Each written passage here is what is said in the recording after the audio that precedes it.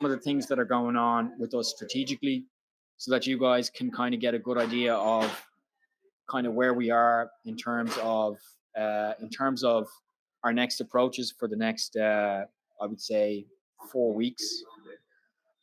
We're not a very market focused project because we're more focused on the long term, but at the same time, all of these things are very important in the short term, especially given the fact that we're also a community focused project, and you guys also want to kind of have a good oversight of your investment and what's going on with the project that you've invested in. So I'm just going to do one slide here. Unfortunately, we had a slideshow prepared, but we couldn't actually hook it up with the audio visual considerations in this actual bar. It's a very nice place, but it didn't really work when we tried to hook it up to the laptop. So I'm just going to read out. We're just going to try and read through the slides here, and I'm going to give you an update as to what's going on with this. So, as you guys know, especially people that have been around crypto for a bit longer, there is a more kind of different business perspective as to what's going on at the moment, given the fact that the market is in a big downturn and has been for some months now. And what that means is not just that there would be more or less kind of momentum behind a project, behind all projects. It's also an issue that we have to keep an eye on the strategic landscape that Cherry finds itself in at the moment, in order to make the best moves now, so that within the next few weeks, we hope few weeks, maybe a few months, when things start to pick back up, then we're in a good position to deliver the kind of potential that we have and that we've had for quite a while now. So hang on one second. I'm just going to make sure that I'm recording this. Mark, how do I record? Okay, sorry. So at the moment, we have to consider the fact that if you're an investor, especially larger investors within the crypto space, they are withholding a lot of their usual capital investments because they realize the fact that it's very uncertain in terms of what will happen in the next few months. However, at Cherry, we have a very strong foundation in two terms. First of all, we've been building for a long time with a view to steadily releasing a lot of the initiatives that we've been working on in a sustained and stable manner, which means that some other projects would take the approach that, okay, once, for example, the mainnet launches, you would need to all of a sudden release a flurry of ecosystem projects, whereas we've taken the approach that it's better to actually take a long-term view of these things in order to benefit the overall ecosystem, because when projects are launched with a lot of hype but not with much substance, it doesn't really benefit the actual ecosystem in the long run. So we've seen that quite a lot. An example I'd give is that two large projects have announced extremely large sponsorship deals with people lately, and it hasn't actually benefited their investment outlook at all, really. So we're very conscious of that kind of thing. We're conscious of the fact that if we were to launch some things that were possibly unready and unfinished, then it wouldn't necessarily benefit the project in the long run. While it might look good from a short-term investor perspective, it wouldn't necessarily benefit people in the long run, which is not what we want. Because as I've said before, we're looking at a more long-term outlook in terms of how we release things. Also, you have to bear in mind the financial context. So if you have a certain X amount of treasury to spend over let's say a 2-year period, and as markets kind of decline somewhat, then if you spend all of your money in a very reactionary way, then that's not going to actually benefit things in the long run, because as things go up, they also come down. And if there hasn't been much momentum built in the meantime, then it's just simply not going to work. So that's another consideration we have from a financial perspective, that we actually take it very seriously in terms of the financial backing that Cherry's had. Before most of you actually came in contact with Cherry, we had already been raising money based on the promise of the ecosystem that we have and the use case that we're trying to fulfill. And this means that we are now in a very financially healthy position, whereas previously this wasn't the case at all. Um, so, sorry, not previously, but I mean, in terms of other projects, this is not the case at all. So that's something that's very relevant to us. So as you can see in the slide that I posted there, what we can leverage in the meantime is especially the ecosystem projects that are launching. In terms of Unigate and Cherish will be the two main ones. And in terms of Cherish, we've actually taken a new approach, which Marv and I think Herman will discuss a little bit tomorrow. And that means that our approach is going to be more long term, that we're going to steadily release some features for this project, and kind of decide over the next few weeks exactly when the most opportune time to release should be.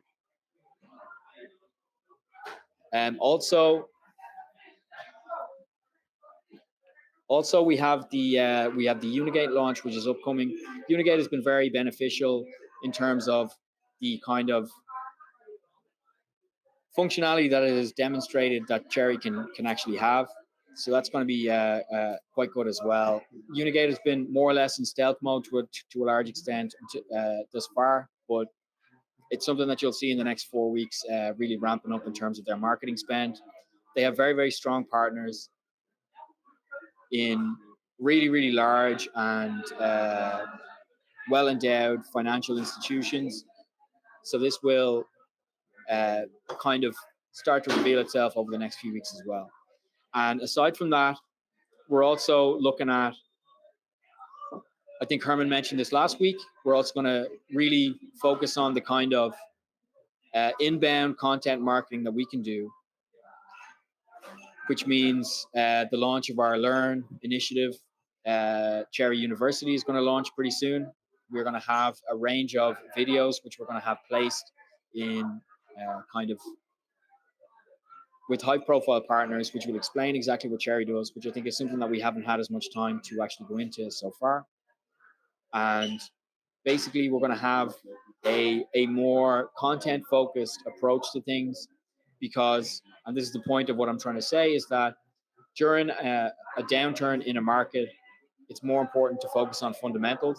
And this is kind of like a well-known concept in crypto, that over the next few weeks, you'll see us really ramp up a lot of what we've done in terms of investing in fundamentals, both on the infrastructure, technical side, and also the marketing side.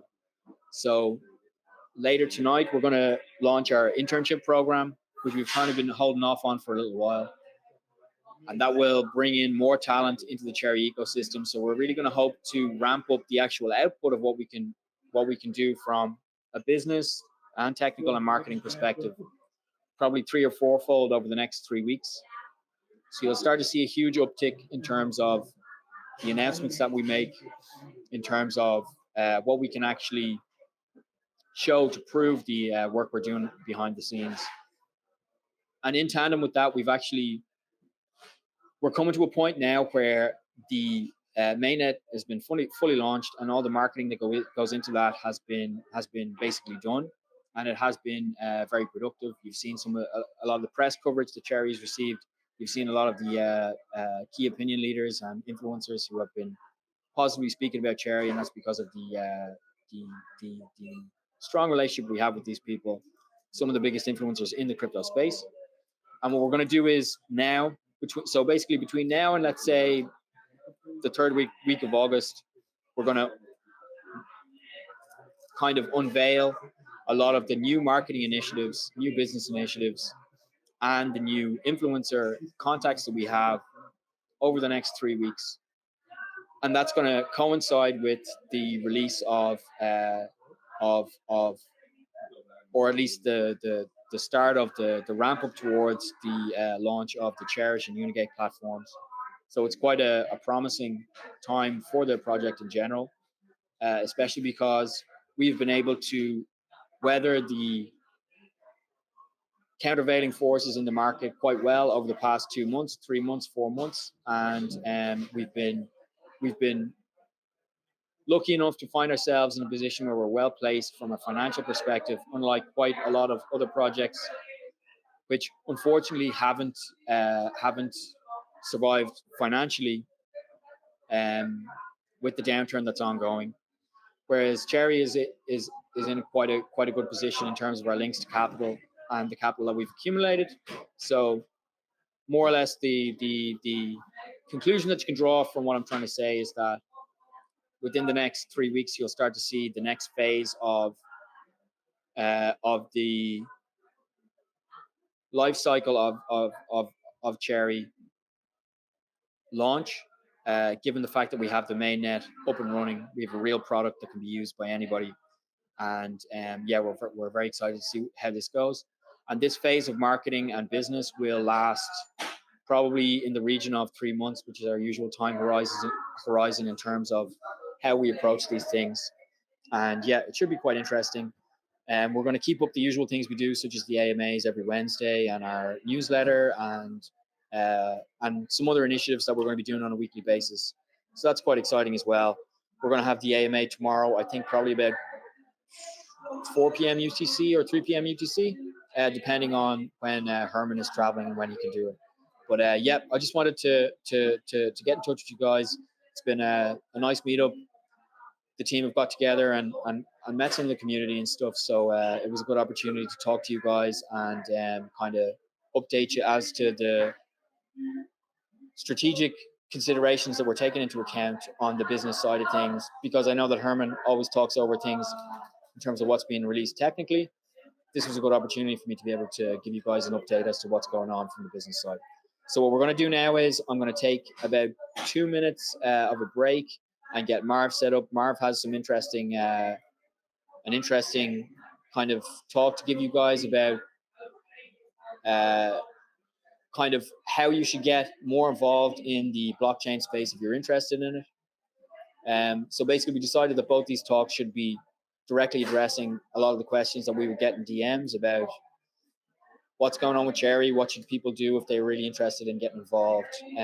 So we decided to do it this way, and I think that hopefully people will have enjoyed it. So we're going to take about 2 minutes, and then I'm going to hand you over to Marv, and then Marv is going to give you an update as to the kind of things that he's been thinking about recently in response to some of the DMs that he's got over the past little while. So thank you very much, guys. I'll be back on in about 2 minutes then.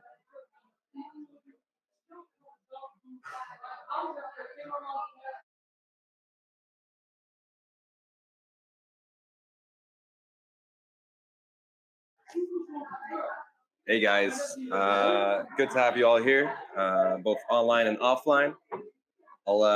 As I want introduced, I'll be giving a small talk about the do's and don'ts of working either for yourself or for a larger corporation in crypto. These are partially uh, personal experiences, actually mostly personal experiences, and uh, summarize a lot of the things that I've learned over the last, let's say, year or two when working into crypto. And I hope these will be useful for you guys, to say the least. All right. So when it comes to jobs, it's very important to play your strength. I see a lot of people trying to get into crypto that have either a specific skill set or have not fully developed their skill set, and they are trying to get in positions that might not be fully fit for them, or where they would have to learn a bit more to be able to fully excel in that role. So I would definitely advise everybody to play to their strengths, see where you can have a good fit, and see where your weaknesses are. Because if you can identify those weaknesses, it's a point for you to start working on. and you can continue and excel later on. So definitely when you're looking for a job in crypto with a bigger company, it's always important to first identify your own skills, and then it's very important to also identify what are the qualities of the project. You don't want to go into a job with a project that has no track record or no proven qualities behind it, so that even if that is fundraising, is the team, what has the team done, what is the idea, is it feasible? Critical thinking is very important with these things. So it's okay for smaller projects, but I wouldn't really recommend anybody going into small projects. Although this is a very, very good way to get experience. Personally, I had most of my experiences starting up small low cap cryptos. That's where I got everything that I learned, other than my bachelor degree, of course. So that's where I got my specialization, and I really found my niche. So it's good to start with smaller, less developed projects if you're not very experienced, but you can always grow on and do other things. So it's for me. I'll talk about experience here.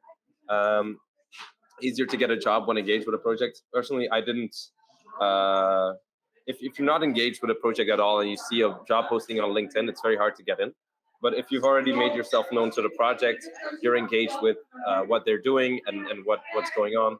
So it's a lot easier to get in touch with people that way.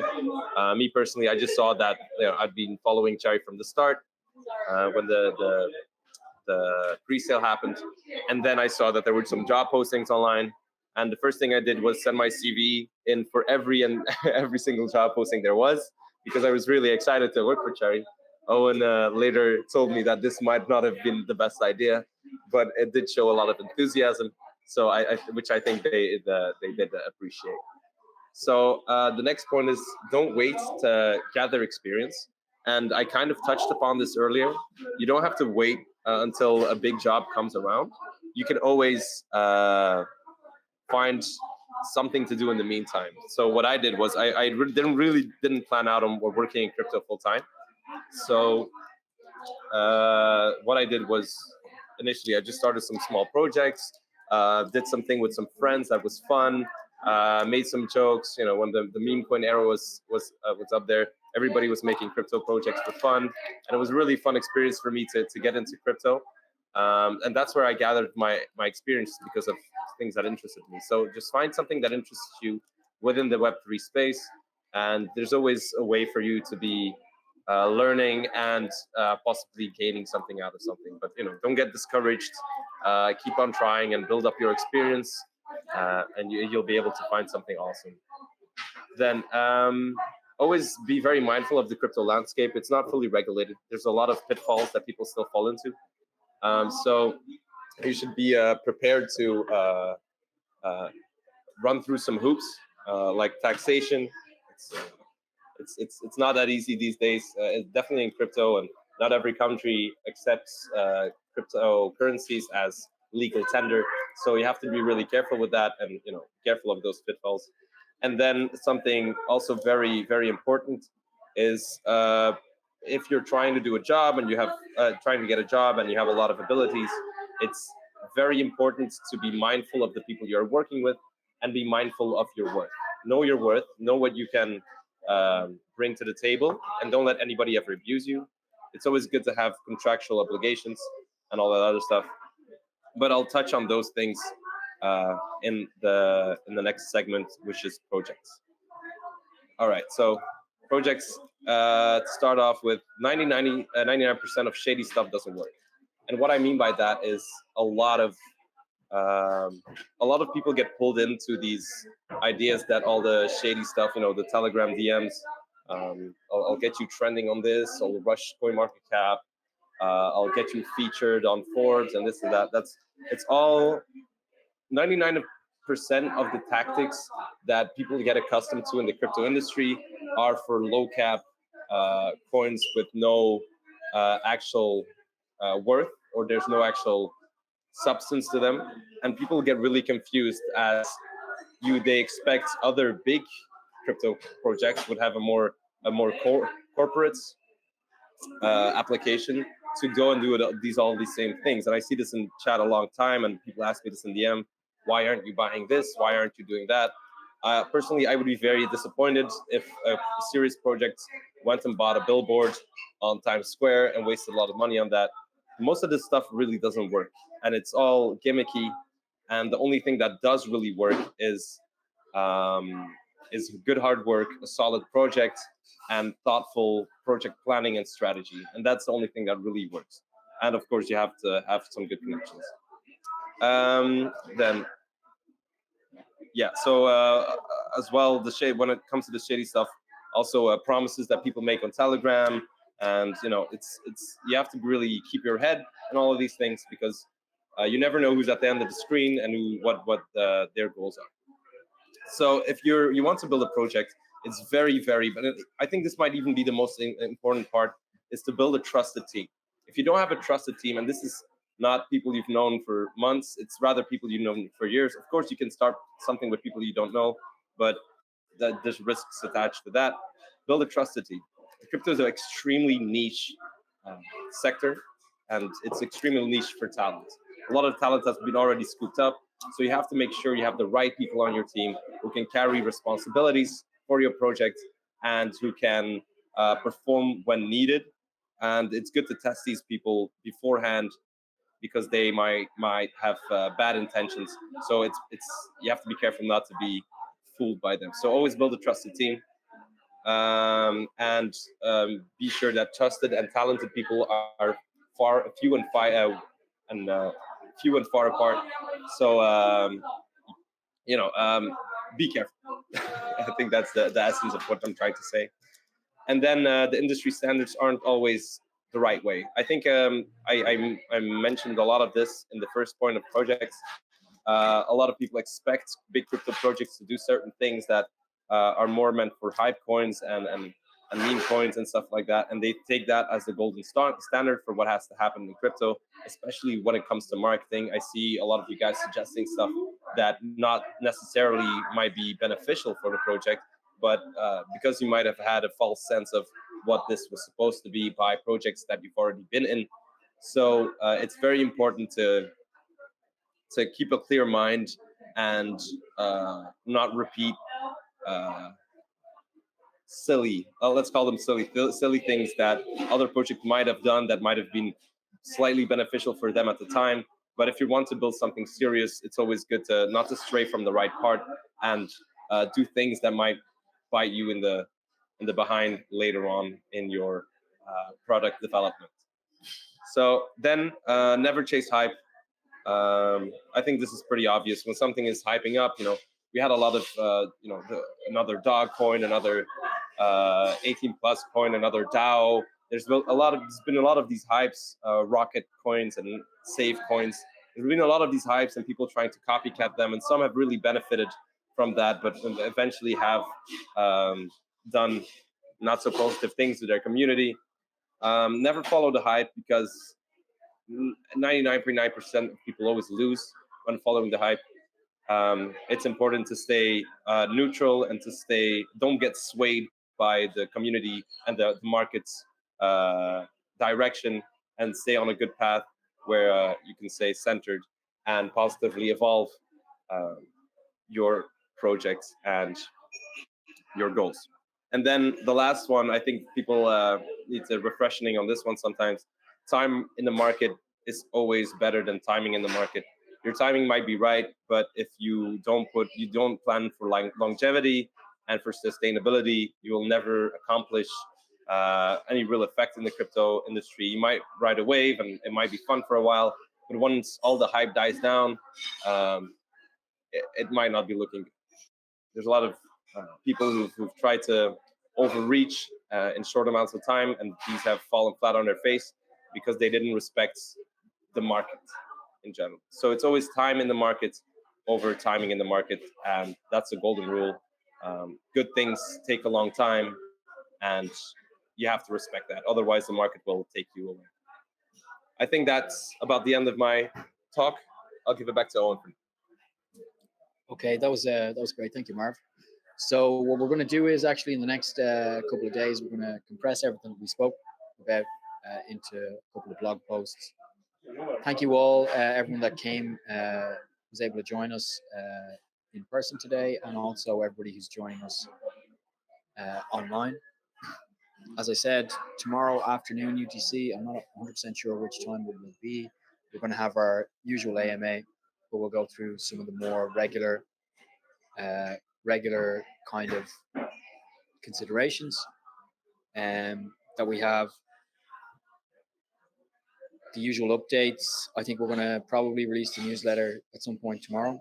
The project diary will also be